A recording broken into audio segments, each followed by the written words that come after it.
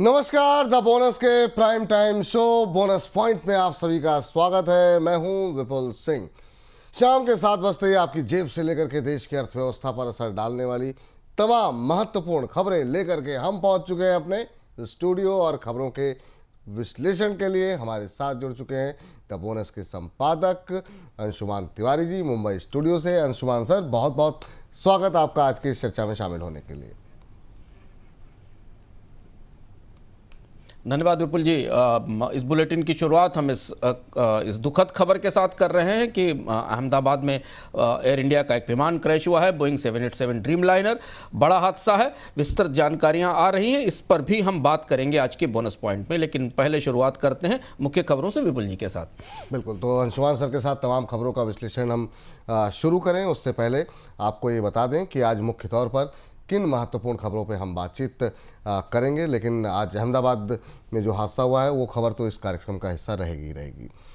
सबसे पहले आपको बता दें कि सबसे पहले हम जानेंगे कि क्या कम होंगे खाद्य तेल के भाव। जिस तरीके से इंपोर्ट ड्यूटी में बेसिक कस्टम ड्यूटी में कटौती की गई है तो उससे आपकी थाली पर, आपकी महंगाई पर कितना असर पड़ेगा, ये आज की चर्चा का विषय होगा।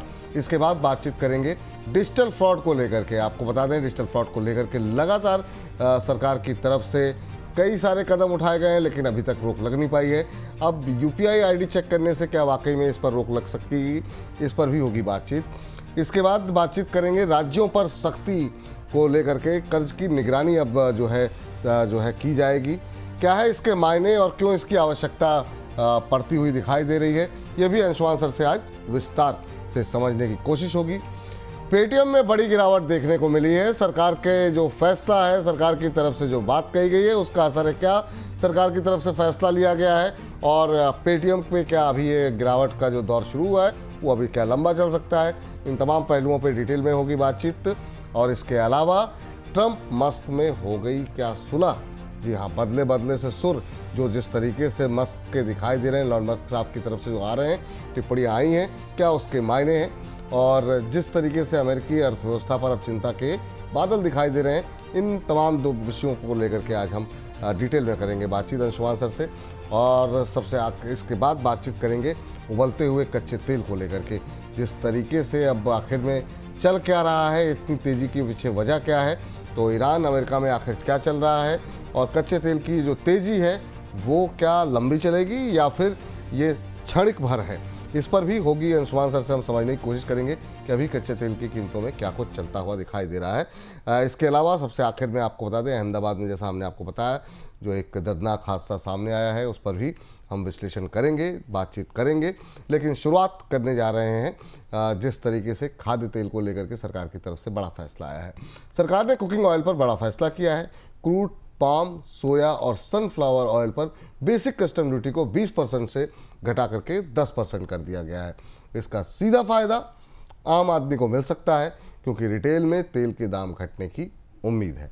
साथ ही घरेलू रिफाइनर्स को भी अब राहत मिलेगी क्योंकि अब क्रूड ऑयल इंपोर्ट करना सस्ता हो सकता है। सर, रिटेल बाजार में सबसे बड़ा सवाल यही है कि क्या वाकई में कीमतें कम हो पाएंगी जो सरकार की तरफ से एक्शन लिया गया उससे?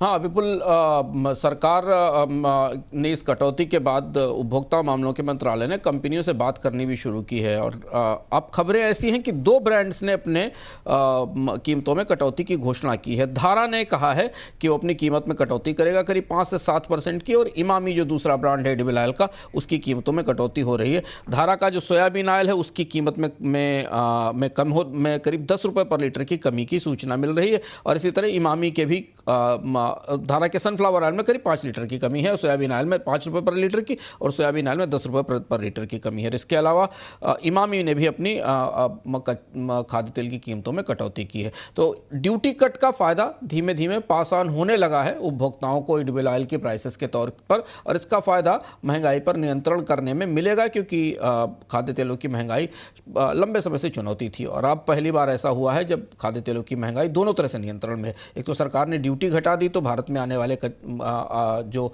खाद्य तेल हैं, आयातित खाद्य तेल हैं, उनकी लागत कम हुई है। दूसरा, अंतर्राष्ट्रीय स्तर पर पाम की कीमतों में भी, पाम तेल की कीमतों में भी गिरावट और दबाव दिखाई दिया है। जी, इस बीच बैंकों ने अब बिजनेस कार्ड के गलत इस्तेमाल पर सख्ती शुरू कर दी है। कई यूजर्स को अब लिखित में देना पड़ रहा है कि कॉर्पोरेट कार्ड का इस्तेमाल सिर्फ ऑफिस के खर्च के लिए करना होगा।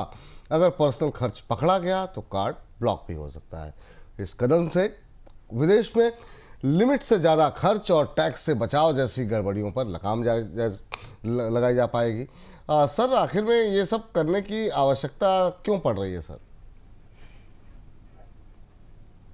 अब भारत में एक नया प्रचलन बढ़ा है। विदेश जाने वाले लोग, खासतौर से कंपनियों के जो बड़े अधिकारी हैं, उन्हें कंपनियों से कॉर्पोरेट क्रेडिट कार्ड मिलता है और बैंक्स भी कंपनियों को कॉर्पोरेट खर्च के लिए क्रेडिट कार्ड देते हैं, जिससे कि बैंक अपने तमाम भुगतान करते हैं। उन कार्ड्स को लेकर जो बाहर विदेश जाने वाले लोग हैं वो अपने निजी खर्च को इस कार्ड के जरिए कर रहे हैं। जैसा हमें पता है कि एक जो भारतीय नागरिक है, जो रेजिडेंट इंडिविजुअल जिसको कहा जाता है टैक्सेशन की भाषा में, भारतीय नागरिक के लिए 2,50,000 रुपए तक की ओवरसीज लिबरलाइज्ड स्कीम है, जिसके तहत वो विदेश में इतना पैसा खर्च कर सकता है। $2,02,500 तक की है। लेकिन हो यह रहा है कि कई सारे संचालनों में पाया गया कि लोगों ने कॉर्पोरेट कार्ड से पर्सनल खरीद की है, एयर टिकट्स बुक कराए हैं, होटल के पेमेंट्स किए हैं, वेकेशन की स्पेंडिंग की है और इसे कंपनी के खाते में बिल किया गया है। तो हो यह रहा है कि जो इंडिविजुअल स्पेंडिंग लिमिट है या जो खर्च की सीमा है $2,50,000, उसे पार करके खर्च किया जा रहा है इन कार्ड्स के जरिए। और चूंकि ये कॉर्पोरेट खर्च हैं तो इसलिए वो निजी सीमा में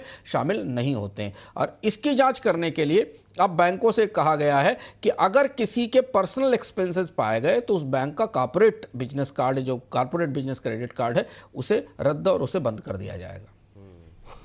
इस बीच सेबी अब यूपीआई पेमेंट को और ज़्यादा सुरक्षित बनाने जा रहा है। अक्टूबर से सभी रजिस्टर्ड ब्रोकर और म्यूचुअल फंड कंपनियों को @वैलिड यूपीआई हैंडल का इस्तेमाल करना होगा। इसके साथ ही सेबी चेक नाम का एक टूल लॉन्च होगा, जिससे निवेशक पेमेंट भेजने से पहले यूपीआई आईडी की वैधता चेक कर सकेंगे। इसका मकसद फर्जीवाड़े को रोकना और निवेशकों का भरोसा बढ़ाना होगा। सर, इसकी आवश्यकता आखिर में क्यों पड़ी? क्या बढ़ते हुए फ्रॉड को देखते हुए आवश्यकता पड़ी? फ्रॉड एक बड़ी वजह है, क्योंकि यूपीआई के नाम पर बहुत से फ्रॉड हो रहे हैं और सेबी को ये सुनिश्चित करना है कि जो पेमेंट्स, ब्रोकरेज और इन्वेस्टमेंट में जा रहे हैं वो सुरक्षित नियमों के तहत हों। अब स्टॉक मार्केट की खरीद हो या सिप कराना हो या बाकी लमसम पेमेंट करना हो, लोग आमतौर पर अपने ट्रांसफ़र में यूपीआई का इस्तेमाल करते हैं पेमेंट करने के लिए, बजाय अकाउंट से ट्रांसफ़र करने के नेट बैंकिंग के थ्रू या क्रेडिट कार्ड या डेबिट कार्ड के जरिए के बजाय यूपीआई का इस्तेमाल करते हैं, क्योंकि ज़्यादा आसान और सहज है। तो सेबी के लिए चुनौती थी कि वो जिन अकाउंट से ट्रांजैक्शन हो रहा है ब्रोकरेज के और फर्म्स के, उन्हें वैलिडेट करे, क्योंकि कई तरीके के अकाउंट्स एक ही नाम के बाजार में हो सकते हैं। तो सेबी ने इस व्यवस्था के साथ ये कहा है कि जो मार्केट इंटरमीडियरीज हैं वो फंड कलेक्ट करने के लिए अपने यूपीआई के यूनिक आईडी बनाएंगी और उन यूनिक आईडी को सेबी वेरीफाई करेगा और इसके साथ जो पेमेंट करने वाले लोग हैं वो भी उसका वेरिफिकेशन चेक कर पाएंगे। तो पेमेंट की ईज के लिए, पेमेंट की सहूलियत और सुविधा के लिए ये कदम महत्वपूर्ण है जी।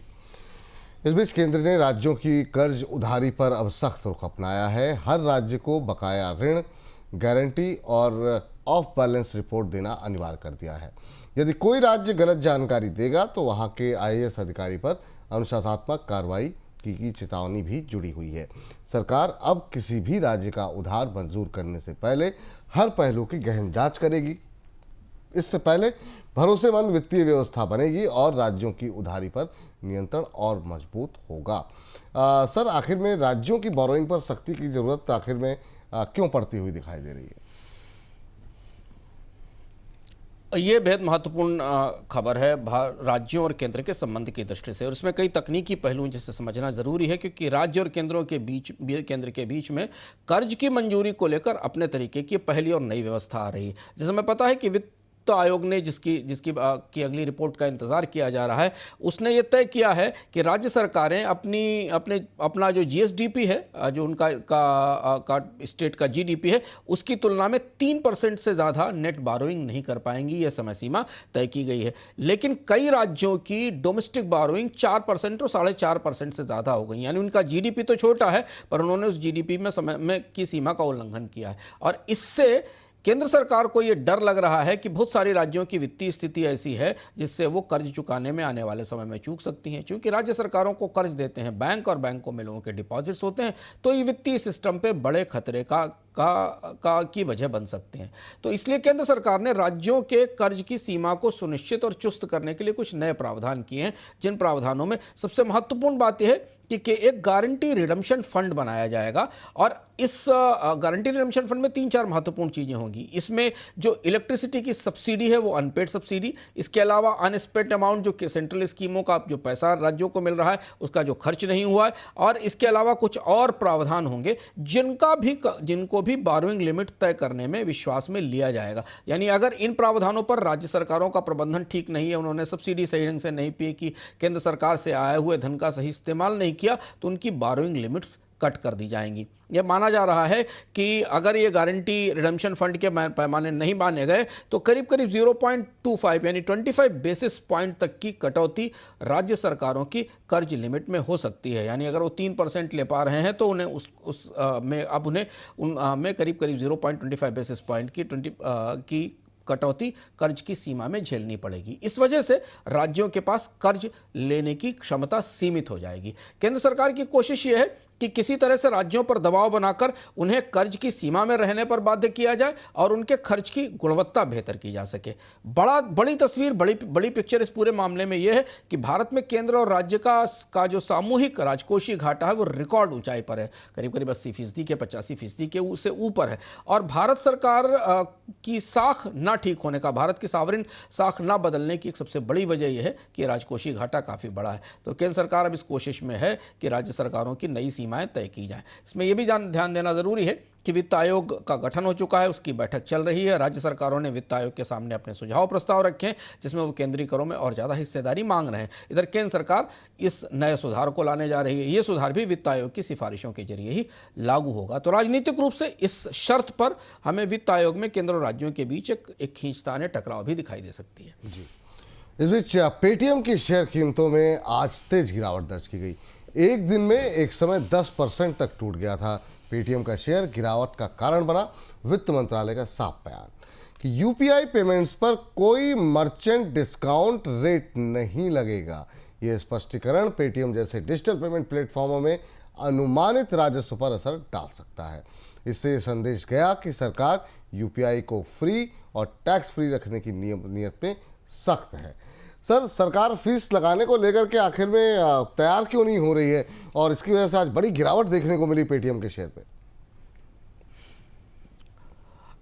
विपुल जी, पेटीएम के शेयर में उम्मीद की यही कोई छोटी मोटी चीजें होती हैं और ये ऐसी चीजें जो हमें लगता है, मुझे सरप्राइज इसलिए नहीं हुआ कि सरकार ने इससे पहले कभी कहा ही नहीं कि वो यूपीआई ट्रांजैक्शन पर एमडीआर लगाएगी। ये बात पिछले साल के दौरान भी चर्चा में थी जब बजट आया था और उसमें सब्सिडी कम की गई थी कि सरकार फिलहाल यूपीआई ट्रांजेक्शन पर कोई किसी तरीके का नया टैक्स लगाने नहीं जा रही। ये बात सही है कि पेमेंट काउंसिल जो कि भारत की प्रमुख बॉडी है, जो 180 के आसपास नॉन बैंकिंग पेमेंट सर्विसेज की जो एजेंसियां हैं और गेटवेज हैं, उनकी नुमाइंदगी करती है। इस काउंसिल ने सरकार से बार बार कहा है कि अब यूपीआई और जो रुपे कार्ड है उन्हें बगैर किसी फीस के चला पाना मुश्किल हो गया है, क्योंकि इसकी लागत बहुत ज़्यादा है, इसके लिए डेटा सिस्टम क्रिएट करने पड़ते हैं। इसलिए सरकार को इस पर कहीं ना कहीं फीस की वापसी करनी चाहिए। यह भी कहा गया था कि सरकार पहले सब्सिडी देती थी, उसमें भी कटौती कर दी गई थी, पर किसी भी स्थिति में वित्त मंत्रालय की तरफ से इस बात का कोई संकेत नहीं दिया गया। अब ये चर्चा बाजार में थी, उस चर्चा को वित्त मंत्रालय ने आज बड़े बेबाक तरीके से खारिज कर दिया और ये कहा कि ये जो कहा जा रहा है कि यूपीआई के ट्रांजैक्शन की सुविधा देने वालों पर एक फीस लगाई जाएगी, तो ये बेसलेस है और मिसलीडिंग है। इसका असर हमें पेटीएम पर दिखाई दिया। सरकार फिलहाल अभी यूपीआई के ट्रांजैक्शन पर कोई फीस लगाने जैसी व्यवस्था की तरफ जाना नहीं चाहती है, ऐसे संकेत पहले से हैं। ये बात, यही कारण रहा जिसकी वजह से आज जो है दबाव में रहा पेटीएम का शेयर। कार बिक्री में सुस्ती के चलते डीलरशिप पर गाड़ियों का भारी स्टॉक जमा हो गया है। पूरे देश में अब तक करीब 52,000 करोड़ रुपए की इन्वेंट्री फंसी हुई है। कार कंपनियों ने प्रोडक्शन कम नहीं किया, जबकि रिटेल डिमांड कमज़ोर रही। इससे डीलरों की लिक्विडिटी पर दबाव अब बढ़ रहा है। ऑटो इंडस्ट्री के लिए ये एक बड़ा वार्निंग सिग्नल बन गया है। सर, इसमें सबसे बड़ी समस्या क्या कुछ दिखाई दे रही है आपको? विपुल जी, ये समस्या बड़ी हो गई है। अगर आप पिछले फेस्टिवल सीजन से अब तक की स्थिति देखें तो ये बात रह रहकर आती रही है कि भारत में ऑटो कंपनियों के लिए मांग नहीं है और इन्वेंट्री बढ़ती चली जा रही है। डेटा पॉइंट में हम समझने की कोशिश करते हैं कि इन्वेंट्री की स्थिति अब इतनी जटिल क्यों हो चुकी है कि ऑटो डीलर्स बुरी तरह परेशान हैं क्योंकि कारें नहीं बिक रही हैं। पैसेंजर व्हीकल्स के मामले में डेटा पॉइंट में अगर हम देखें तो जो फाडा की, जो federation of automobile dealer association है, उसने 21 दिन की लिमिट रखी है। यानी कोई डीलर के पास कारों की इन्वेंट्री स्टॉक 21 दिन का होना चाहिए। अब ये 52 से 53 दिनों तक का पहुंच गया है।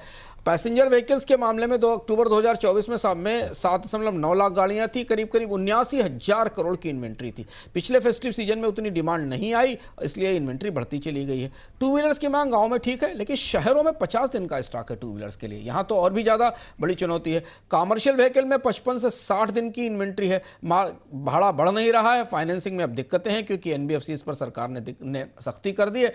बगैर एनबीएफसी के ट्रक्स को और कॉमर्शियल व्हीकल का फिनांस नहीं हो सकता है। ऐसी स्थिति में अब डीलर बुरी तरह फंसे हुए हैं, जबकि कंपनियां अपने प्रोडक्शन को बनाकर, अपनी कारों को बनाकर डीलर्स के पास भेज रही हैं।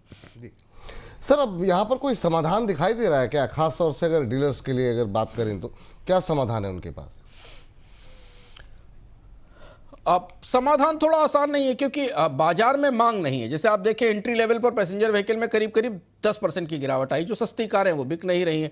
कंपनियों ने 50 से 60 दिन का स्टॉक डीलर्स के सर पर छोड़ दिया है और कैश फ्लो डीलर्स का बुरी तरह टूटा हुआ है। महंगाई की परिस्थिति बनी हुई है। इसके अलावा उत्पादन में कमी की भी संभावना है। अभी जो स्थिति है उसमें करीब 55,000 करोड़ की इन्वेंट्री फंसी हुई है।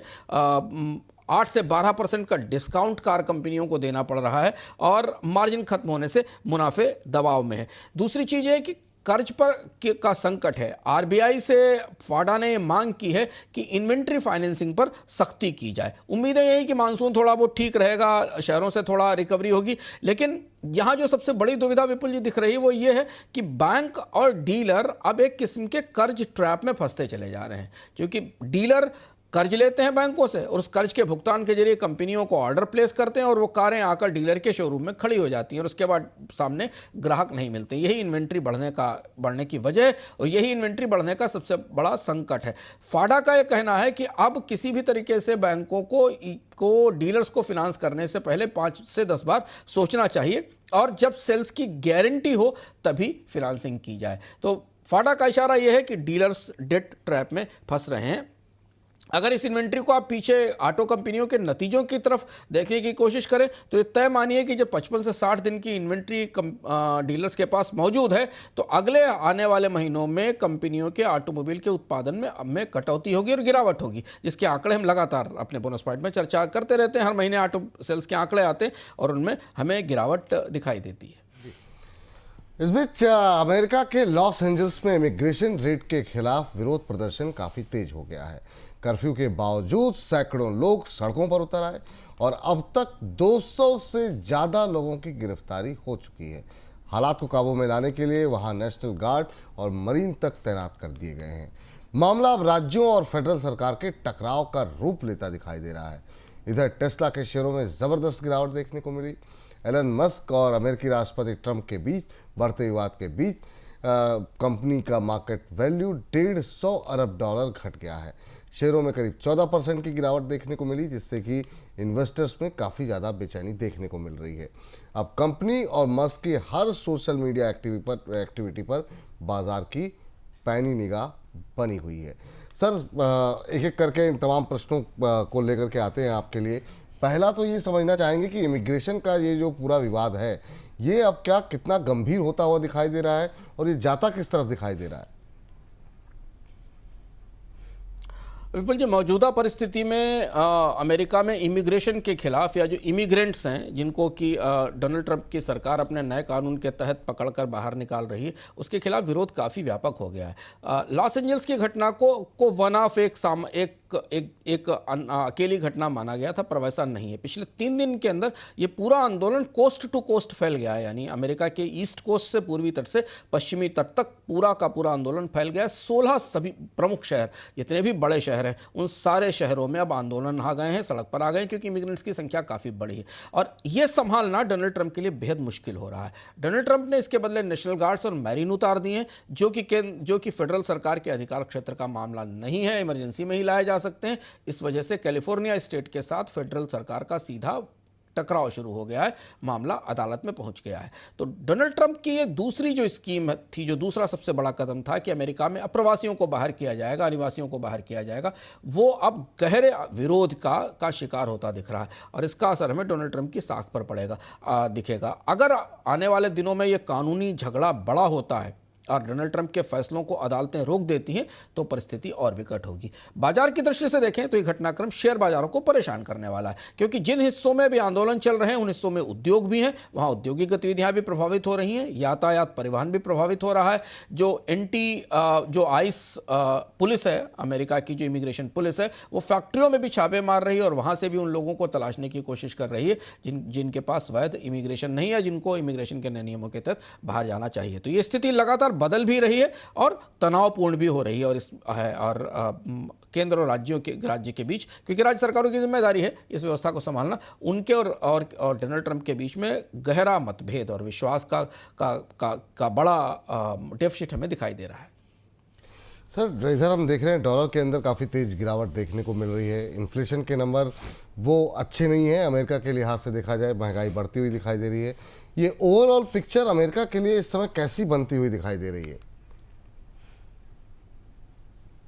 अमेरिका की आर्थिक स्थितियों के लिए चुनौतियां बढ़ रही हैं। डॉलर में तेज 7 हफ्ते के सबसे निचले स्तर पर है। डॉलर की गिरावट की वजह यह है कि अमेरिकी अर्थव्यवस्था में अभी सुधार की कोई उम्मीद नहीं दिख रही। फेडरल रिजर्व से किसी ब्याज दर में कटौती की कोई उम्मीद नहीं। जो आज हमारी चर्चा हो रही है उस हिसाब से सितंबर में शायद फेडरल रिजर्व इस बात पर विचार करेगा कि ब्याज दरों में कोई कमी की जाए। दूसरी तरफ अमेरिकी साख कमज़ोर होने के कारण, टैक्स बिल के कारण, अमेरिका का घाटा बढ़ने के कारण विदेशी निवेशक अमेरिकी बाजार से निकल रहे हैं, अमेरिकी बॉन्ड्स में सेल ऑफ कर रहे हैं और वो स्विस और बाकी जो बेहतर बॉन्ड्स हैं उनमें निवेश कर रहे हैं। वित्तीय परिस्थिति अमेरिका की चुनौतीपूर्ण पहले से ही है। टैरिफ के कारण महंगाई बढ़ी हुई है, अमेरिका में निवेश की कमी है, अगले क्वार्टर में भी मंदी या कॉन्ट्रैक्शन की आशंका है। इस बीच ये प्रोटेस्ट शुरू हो गए, जिन प्रोटेस्ट ने अमेरिका के पूरे सोशल फैब्रिक को और अमेरिका की जो कानून व्यवस्था की स्थिति है उसको भी अब चुनौतीपूर्ण परिस्थिति में लाके खड़ा किया है। सर, अब यहाँ से क्या लग रहा है, जिस तरीके से कुछ एक ट्वीट वगैरह भी आया, मस्क और ट्रंप के बीच में कोई समझौता होगा क्या सर?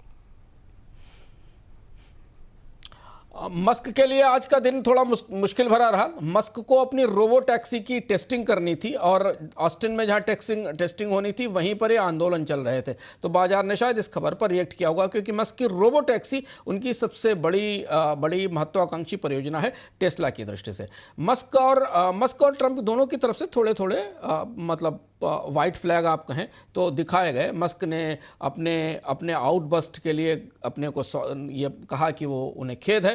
ट्रंप ने कहा जाओ माफ़ किया, लेकिन समझौता किसी तरीके का सामने होगा ये अभी देखना मुश्किल है। दोनों एक दूसरे पर बेहद निर्भर हैं। अमेरिका की राजनीति में मस्क ट्रंप के बारे में जितना जानते हैं या ट्रंप जितना है, मस्क का कारोबार ट्रंप पर भी उतना ही निर्भर है। और इसलिए दोनों की जो निर्भरता एक दूसरे पर है, उस निर्भरता के कारण ये झगड़ा लंबा तो नहीं चलेगा, पर यह संधि क्या वापस लौटकर उस स्थिति में आएगी जहां दोनों एक साथ थे, ये अभी हमें देखना होगा। इस बीच अमेरिका और ईरान के बीच बढ़ते तनाव ने क्रूड ऑयल की कीमतों को फिर चढ़ा दिया है। ब्रेंट क्रूड करीब $70 और WTI $68 पर बैरल के पास पहुंच गया। अमेरिका ने मिडिल ईस्ट से कुछ स्टाफ हटाने शुरू कर दिए हैं, जिससे सप्लाई पर असर की आशंका और ज़्यादा बढ़ गई है। बाजार पर अब ओमान में होने वाली बातचीत पर नज़र जो है वो बनी हुई है कि वहाँ से क्या कुछ निकलता हुआ दिखाई देगा। सर, ईरान के साथ ताज़ा घटनाक्रम क्या कुछ घटता हुआ दिखाई दे रहा है? ईरान और अमेरिका के बीच में तनाव अब शांति वार्ता की संभावनाओं के बीच में तनाव शुरू हो गया है। ईरान ने भी गिव अप कर दिया है एक तरह से और अमेरिका ने भी गिव अप कर दिया। अमेरिका की तरफ से ये भी संकेत दिए गए कि वहाँ कोई बड़ी सैन्य कार्रवाई हो सकती है, इसलिए अपने अधिकारियों को ईरान से वापस बुलाने का आदेश भी अमेरिका की तरफ से दिया गया है। इजराइल लगातार ये कहता रहा है कि वो ईरान के परमाणु ठिकानों पर हमला करेगा। 2 हफ्ते पहले रूस ने भी इस बात की चेतावनी दी थी कि इजराइल और ईरान के बीच में एक टकराव हो सकता है। डोनाल्ड ट्रंप ने 3 दिन पहले कहा था कि उन्होंने मार्च में ईरान को अपने नाभिकीय कार्यक्रम को ठीक ठाक करने की चेतावनी दी थी और उस समय सीमा अब बाहर हो गई है और इस स्थिति में ईरान पर कार्रवाई की जा सकती है। इसलिए ज़्यादा डर है, इसलिए ज़्यादा आशंका है क्योंकि ईरान और अमेरिका के रिश्ते बेहद तनावपूर्ण हैं। ईरान की न्यूक्लियर क्राइसिस को एक लंबा समय हो गया है। डोनाल्ड ट्रंप घरेलू मोर्चे पर फंसे हुए हैं। हो सकता है मध्य पूर्व में कोई किसी तरीके की गतिविधि हो, ये आने वाले समय में अनुमानित है, इसका डर लग रहा है। और इजराइल भी इस गतिविधि का हिस्सा होगा क्योंकि इजराइल ईरान के पर सक्रिय रूप से जवाब देने की तैयारी में है क्योंकि हुती विद्रोहियों को ईरान हर तरीके की मदद कर रहा है मिसाइलों के साथ और तमाम सुविधाओं के साथ। तो ये हिस्सा टकराव का केंद्र है। और ईरान चूंकि बहुत बड़ी अर्थव्यवस्था है, तेल देश है, नाभिकीय हथियारों से संपन्न देश है और उसकी हथियार इंडस्ट्री काफ़ी बड़ी है, तो ये टकराव अगर अमेरिका और ईरान या इजराइल और ईरान के बीच टकराव होता है तो ये तेल बाजार के लिए बड़ी चिंता की बात होगी और इसलिए तेल की कीमतों में हमने बढ़ोतरी देखी। हालांकि बाद में तेल की कीमतों में थोड़ा नरमी भी आई, लेकिन $70 के आसपास कच्चे तेल की कीमतें बनी हुई हैं। कोई छोटा भी टकराव है तो ये 2 क्षेत्रों को सीधे प्रभावित करेगा, एक कच्चे तेल को और दूसरा शिपिंग को, क्योंकि उस एरिया उस क्षेत्र में जहाँ इस टकराव के होने की संभावना है वहाँ बड़ी शिपिंग गतिविधियां हैं। और ये तनाव का जोन है जिस पर आज कमोडिटी बाजार की नज़र बनी हुई थी और इसमें रात तक कुछ और घटनाक्रम भी हो सकते हैं। अब यहाँ से सर कच्चे तेल का आउटलुक क्या देख रहे हैं, क्योंकि अगर ये सब घटनाक्रम नहीं होता तो सबको लग रहा था कि अभी तो कच्चे तेल जो है वो एक दायरे में ही रहेगा, नीचे की तरफ जाता हुआ दिखाई देगा। कच्चे तेल में ये आई तेज़ी जो है वो अभी आउटलुक की तरफ क्या इशारा कर रही है, कैसा आउटलुक दिखाई दे रहा है आपको? बिल्कुल, जो क्रूड का प्योर आउटलुक जियोपॉलिटिकल है। इसके अलावा अगर आप डिमांड सप्लाई के रोशनी में देखें तो क्रूड का आउटलुक तेजी का है ही नहीं, बढ़ने का है ही नहीं, क्योंकि अभी ओपेक ने अपने उत्पादन में बढ़ोतरी का ऐलान किया है, अपने नियमित उत्पादन बढ़ोतरी के कार्यक्रम पर कायम है। ब्रेंट की साइड से सप्लाई का गलट की स्थिति बनती दिख रही है। रूस को भी अगर थोड़ी बहुत रिलैक्सेशन मिलेगी तो अपना तेल बाजार में लेकर आएगा। तो डिमांड सप्लाई साइड से कोई बड़ी चुनौती नहीं है। हाँ, एक कच्चे तेल में ईरान और अमेरिका के बीच तनाव के बीच में एक और खबर आई जिसने थोड़ा कच्चे तेल को सपोर्ट किया बढ़ने का। वो ये था कि अमेरिका में तेल उत्पादन में कमी आई है, रिग्स की संख्या घटी है, लेकिन वो तात्कालिक थी। तो डिमांड सप्लाई के हिसाब से, मांग आपूर्ति के हिसाब से कच्चे तेल में पर दबाव ही बने रहने का संकेत है। और ओपेक चाहता भी है कि सस्ता कच्चा तेल प्रोड्यूस करके वो अमेरिका के जो प्रोड्यूसर्स हैं उनकी लागत इतनी ज़्यादा बढ़ा दे या उनको कंपटीशन से बाहर कर दे। तो इस स्थिति में कच्चा तेल सस्ता ही रहने की संभावना है। केवल एक ही जो कैविएट है वो कैविएट ये है कि जब भी मध्य पूर्व के में कोई टकराव, कोई तनाव, कोई कन्फ्लिक्ट शुरू होता है तो उसका असर हमें कच्चे तेल की कीमतों पर दिखता है। वही आज हमें इसमें दिख रहा है। इस बीच ट्रंप ने ऐलान किया है कि अब चीन अमेरिका को ज़रूरी मिनरल्स और मैग्नेट्स की सप्लाई फिर से शुरू करेगा। इसके बदले अमेरिका चीन के स्टूडेंट के लिए वीज़ा नियम आसान कर सकता है। डील लगभग फाइनल बताई जा रही है, बस दोनों देशों के टॉप लीडर्स की मंजूरी बाकी है। ये समझौता टेक और डिफेंस इंडस्ट्री की सप्लाई चेन को राहत देने वाला माना जा रहा है। चीन फिर से अमेरिका को ज़रूरी मिनरल्स भेजेगा। सर, 2 सवाल यहाँ महत्वपूर्ण है। एक तो इतनी बड़ी डील हुई, दोनों ही बाज़ारों ने कोई रिएक्शन नहीं दिया, दबाव ही देखने को मिला। ये समझौता कैसे देखें सर? इसको आप पहले तो समझौते पर टिप्पणी करना चाहेंगे, क्योंकि ट्रंप साहब की तरफ से ऐलान हुआ, चाइना ने कुछ नहीं कहा, ये भी लोगों को पच नहीं पा रही बात। आपकी टिप्पणी क्या रहेगी इस पर? विपुल जी, ये डील या समझौता है भी कि नहीं, ये बाजार को समझ में नहीं आ रहा और इसलिए बाजार की प्रतिक्रिया, सुबह हम लोगों ने अपने कार्यक्रम में उंगलियों पर दुनिया में संकेत भी दिया था कि बाजार आज पूरे देश पशोपेश में रहेंगे, क्योंकि अमेरिका और चीन के बीच दरअसल कोई समझौता हुआ भी है या नहीं हुआ। डोनाल्ड ट्रंप ने तो बेहद उत्साह के साथ इस बात की घोषणा कर दी कि समझौता हुआ है। भीतर जाने पर अगर आप देखें, इसके इसके तथ्य समझने की कोशिश करें, और ये मेरी बात हुई इस समझौते से जुड़े हुए जो लोग मौजूद हैं लंदन में, जहां लैंकेस्टर हाउस में जहां ये बातचीत चल रही है, तो ये समझौता नहीं है, काम चलाऊ सहमति है। और दरअसल चीन ने अपना रुख इस बैठक में जाकर और ज़्यादा कड़ा कर लिया है। कैसे कर लिया है, इसे हम डेटा पॉइंट से समझने की कोशिश करते हैं। अमेरिका यहाँ एक एजेंडा लेकर गया था विपुल जी कि उसे कम से कम चीन से 10 साल तक के लिए रेयर अर्थ की सप्लाई की गारंटी मिलनी चाहिए क्योंकि अमेरिका को पता है कि अगले 10 से 12 साल तक 15 साल तक उसके पास चीन के बराबर रेयर अर्थ की प्रोसेसिंग क्षमता नहीं होगी। चीन ने क्या किया, चीन ने सिर्फ 6 महीने के एक्सपोर्ट लाइसेंस दिए हैं। चीन ने कहा 6 महीने बाद हम इसे रिव्यू करेंगे, यानी 10 साल की गारंटी मांगी जा रही थी, चीन ने 6 महीने की बात कही, और वो भी शायद इसलिए क्योंकि डोनाल्ड ट्रंप ने सीधे शी जिनपिंग को फोन करके के बर्फ पिघलाने की कोशिश की थी। जो सप्लाई की लिमिट तय की गई है वो अप्रैल 2025 से पहले जितनी सप्लाई होती थी उसके 80%, यानी सप्लाई कम कर दी गई, 100% सप्लाई भी नहीं की गई। ईवी कंज्यूमर इलेक्ट्रॉनिक्स को जेएम, फोर्ड और लॉकहीड मार्टिन को 6 महीने तक मैग्नेट इंपोर्ट करने में दिक्कत नहीं आएगी। उनके लाइसेंस के दस्तक के आवेदन शी की सरकार मंजूर करेगी। लेकिन जो एडवांस डिफेंस टेक्नोलॉजी को चाहिए, मिसाइल्स को जो चाहिए या हाईटेक डिफेंस इक्विपमेंट्स को चाहिए, उसके लिए चीन कोई रेयर अर्थ मैग्नेट देने को तैयार नहीं है। समझौते की स्थिति है। इधर अमेरिका ने यह कहा है कि वो टैरिफ स्ट्रक्चर में बदलाव करेगा। पहले जो अब 55% की एक ब्लेंडेड दर लगाई जाएगी, जिससे जो चीन से आने वाले इंपोर्ट पर लागू होगी। अमेरिका ने चिप टेक्नोलॉजी में कोई ढील नहीं दी। चीन ये चाहता था कि उसे हाई एंड मशीनें मिल जाएं, जिससे कि Huawei high and chip production करना शुरू कर दे, जिससे कि एनवीडिया पर निर्भरता खत्म हो। अमेरिका ने इस हिस्से में भी अपनी तरफ से कुछ नहीं दिया। तो ये बेहद काम चलाऊ सी सहमति है, गहरा अविश्वास इसमें बरकरार है, ये दिखाई देता है। जी सर, ये समझना चाहेंगे कि आखिर में ये सहमति बनती हुई क्यों नहीं बन पा रही है? क्या कहाँ पे पेंच फंसता हुआ दिखाई दे रहा है?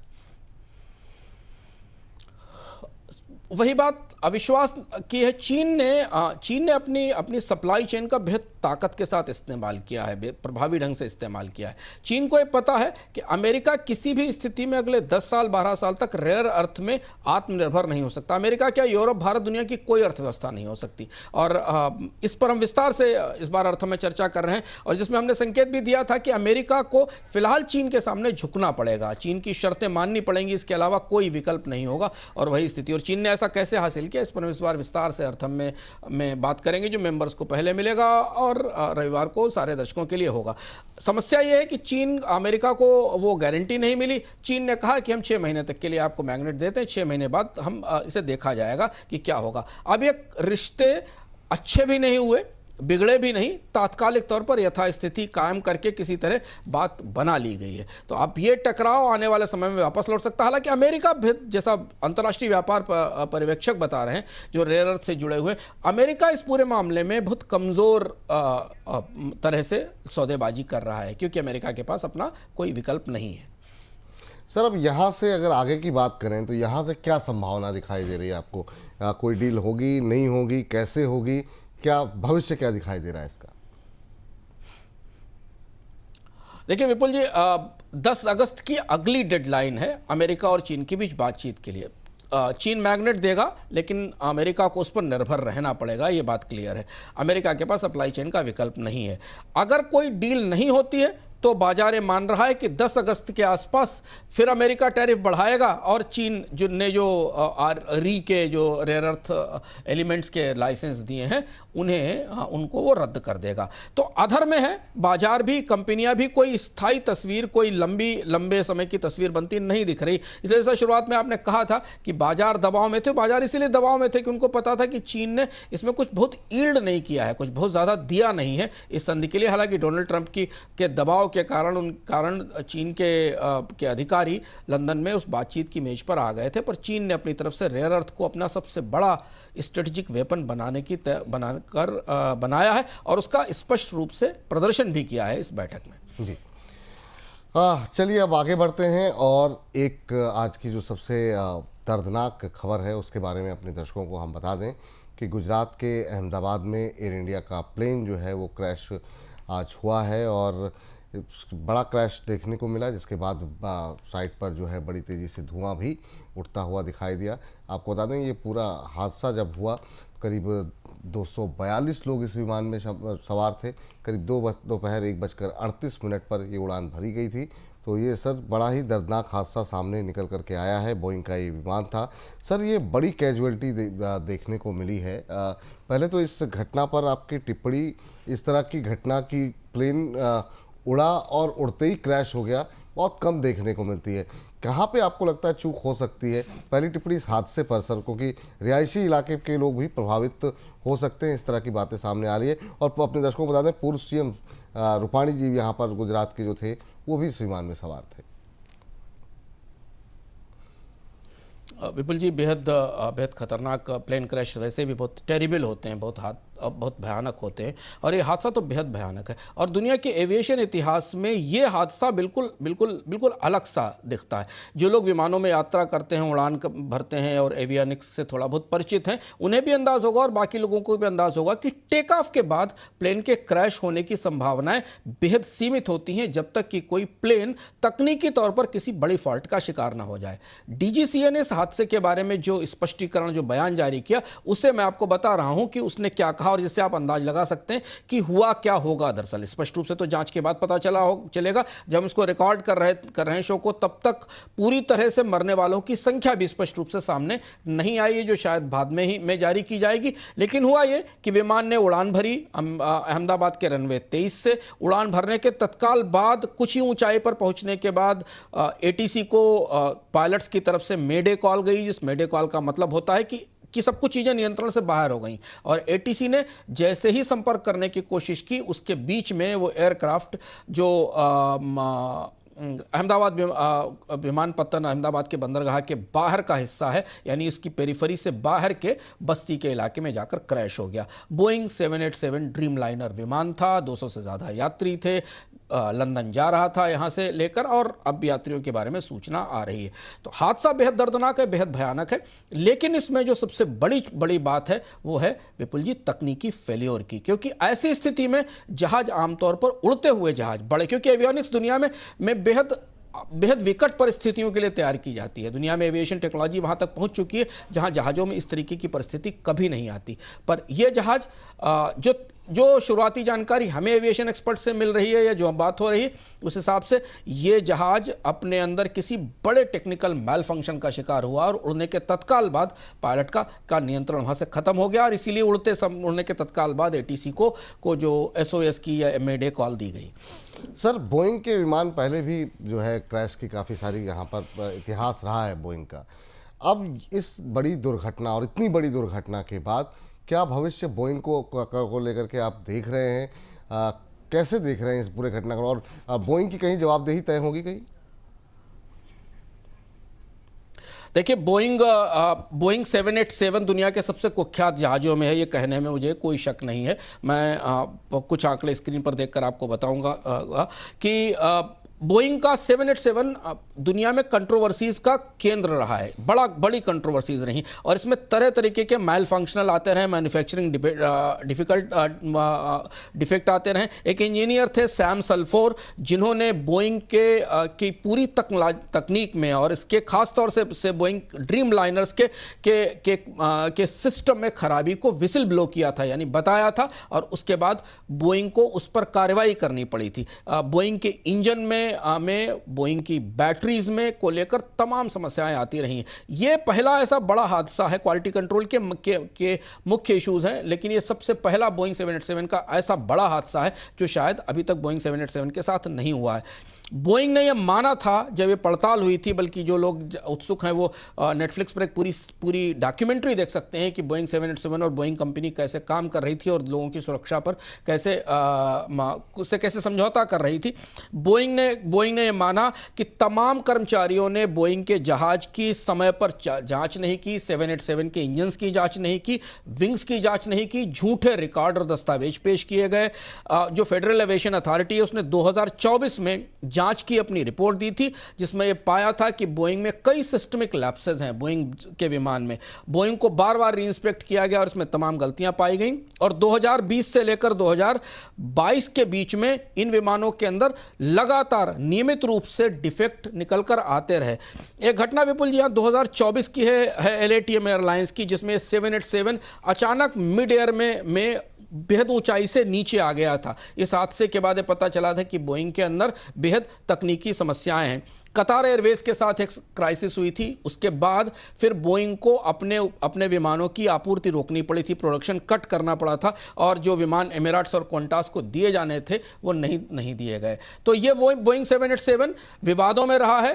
कंपनी में भ्रष्टाचार के, बोइंग कंपनी के भीतर क्वालिटी की अनदेखी करने के गंभीर और बड़े मामले रहे। बोइंग का कामकाज पूरी दुनिया में तमाम कंट्रोवर्सीज में रहा, और दुर्भाग्य की बात है कि बोइंग का 787 जो सबसे विवादित विमान था वो भारत के लिए इतनी बड़े हादसे की वजह बना है। और जो प्रत्यक्ष जानकारी आ रही है उस हिसाब से ये बड़ा टेक्निकल फेल्योर है इस जहाज के अंदर, ऐसा प्रथम दृष्टया तो ऐसा ही लगता है।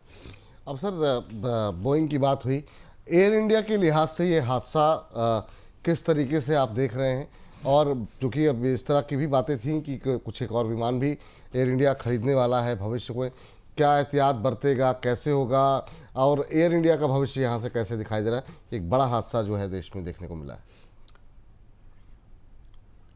विपुल जी, बोइंग के साख के लिए तो यह हादसा बेहद भारी पड़ेगा, क्योंकि बोइंग की तो मार्केटिंग अभी डोनाल्ड ट्रंप कर रहे थे। बोइंग के जहाज डोनाल्ड ट्रंप अपनी मिडिल ईस्ट की यात्रा में बेच कर आए थे, और जिसके बाद हमने बोइंग के स्टॉक्स में बड़ी गतिविधि देखी थी, और माना जा रहा था कि बोइंग जो एयरबस की तुलना में बड़ी प्रतिस्पर्धा का सामना कर रही है, उसको दुनिया में बड़ा बाजार मिला है अमेरिका के दबाव से। और आपको यह भी याद होगा कि उसके तत्काल बाद मैक्रोन एयरबस के फ्लीट को बेचने के लिए वियतनाम गए थे, और वहां एक डील हुई थी। तो बोइंग और एयरबस दुनिया की दो बड़ी कंपनियां हैं जो राजनीतिक रसूख के सहारे एविएशन बाजार में अपनी अपनी हिस्सेदारी हासिल करने की कोशिश करती हैं। और लंबे समय बाद बोइंग को एक साथ इतने बड़े ऑर्डर मिलने की संभावना बनी थी मध्य पूर्व से।